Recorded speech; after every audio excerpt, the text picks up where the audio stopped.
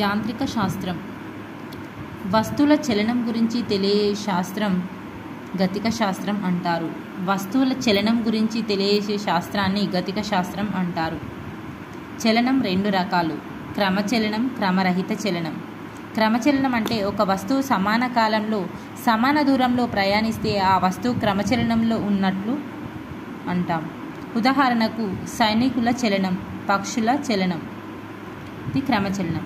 క్రమరహిత చలనం అంటే ఒక వస్తువు సమాన కాలంలో సమాన దూరంలో ప్రయాణించలేని వస్తువును క్రమరహిత చలనం అంటారు.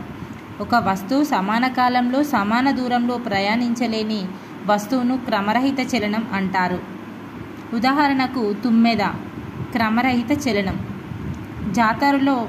జాతరలో మనుషుల యొక్క చలనం క్రమరహిత చలనం.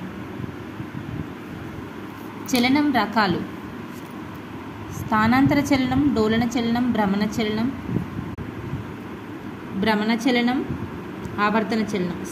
చలనం రకాలలో స్థానాంతర చలనం, డోలన చలనం, భ్రమణ చలనం, ఆవర్తన చలనం.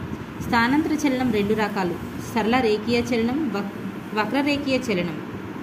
స్థానాంతర చలనం ఒక వస్తువు సరళరేఖ మార్గం లేదా వక్రరేఖ మార్గంలో ప్రయాణిస్తే దాన్ని స్థానాంతర చలనం అంటారు. ఉదాహరణకు సైకిల్ తొక్కడం, బస్సు చక్రం చలనం.